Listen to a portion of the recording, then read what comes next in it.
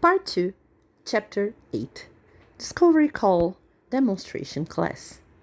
Now that we know the importance of a better understanding of our prospective clients' needs, we have to be aware of when and how it is the best moment to do it. There are some alternatives you can try. A. Schedule a discovery call to get to know your possible client better. B. Send them a file with a few previous questions for them to fill it out. C. Exchange text or audio messages with them. Which ones, do you think would work better for you? Which ones, do you already use? It is important to remember that each teacher is unique, so there might be options that would work for one that wouldn't work for another.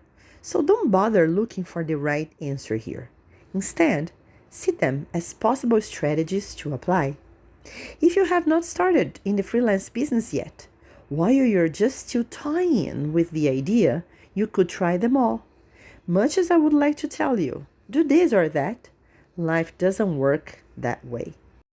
Let's talk about the pros and cons of each alternative I have mentioned above. A. Discovery call.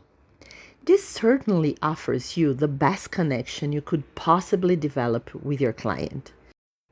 You're going to see their body language, feel how they're dealing with the conversation, how they are reacting to your comments. If you have the intention to work face to face, this would be an in-person meeting, which is by far the easiest way of connecting with someone. You might be thinking that this alternative offers no cons. I beg to differ.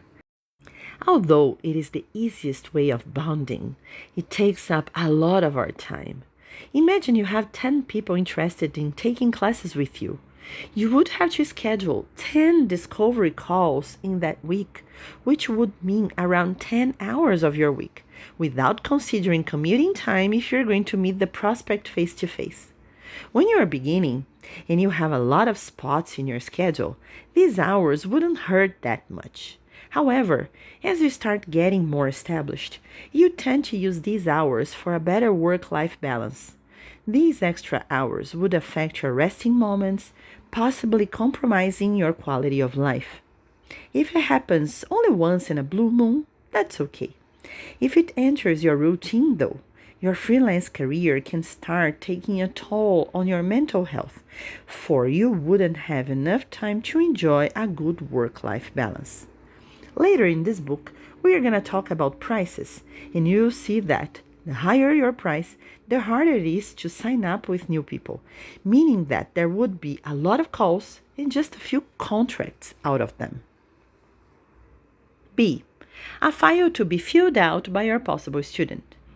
If you work with students with specific needs, such as exam preparation or other areas that need some degree of previous written knowledge of something, this strategy can be extremely useful if done directly in the language to be learned, as you have time to identify possible gaps beforehand. Also, this is a good moment to test whatever you consider important so as to develop your plan with this particular person. This strategy is useful for more advanced learners. However, I believe there are some disadvantages that must be considered. But for the aforementioned needs, this could easily backfire. In case your possible student is a beginner, such document would be then filled out in their own language. My question is then, what relevant information could you get out of it, but for something that can easily be discussed in the messages you have been exchanging? You may even miss the opportunity of signing up with someone because they may procrastinate filling out this form endlessly. Another aspect to take into account is that students tend to write much better than they speak. They have time to think about what to write, whereas speaking demands a lot of impromptu skills.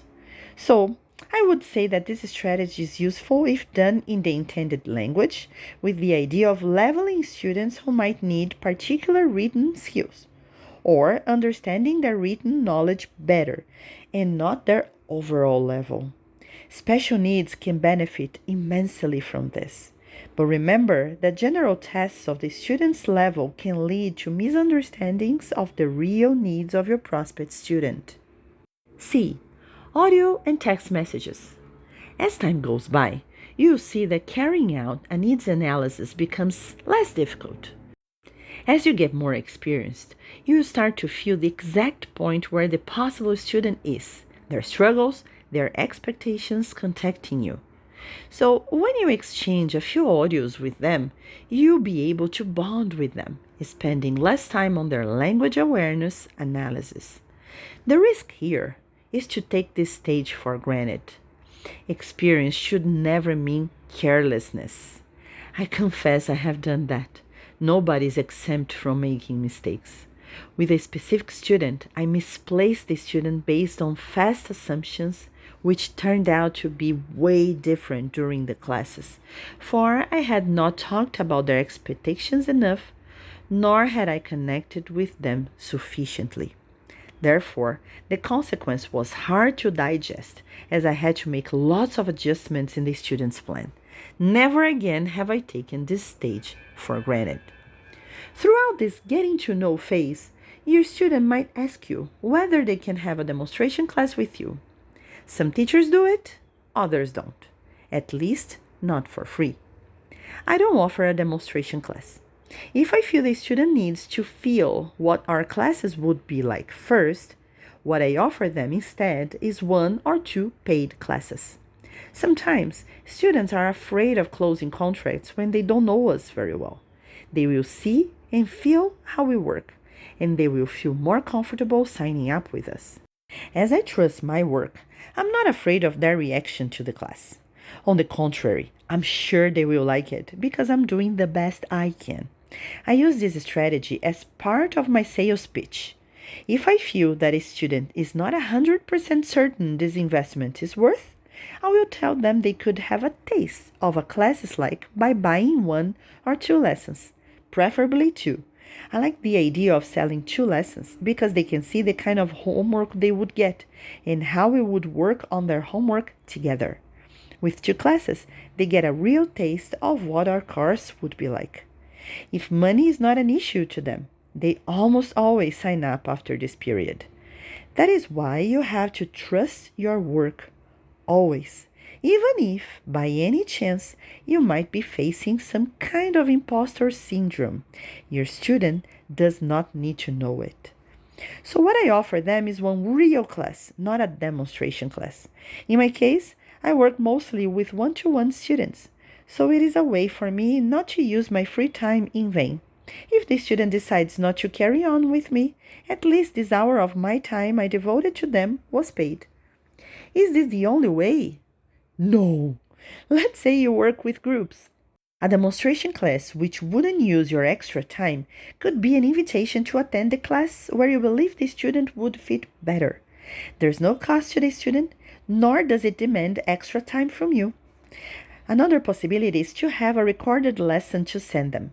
For legal reasons, make sure that the students involved in the recording have authorized it in the first place.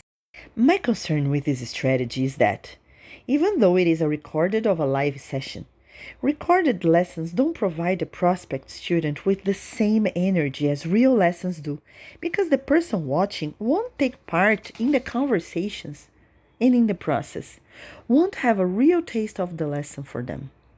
What you want is that your possible client falls in love with your class, and the live energy counts heaps. You may want to use it when you have tried to schedule a class with them, either for individual classes or group ones, but schedules never match. After 1, 2, 3 weeks, you won't want to leave your possible client waiting too long, right?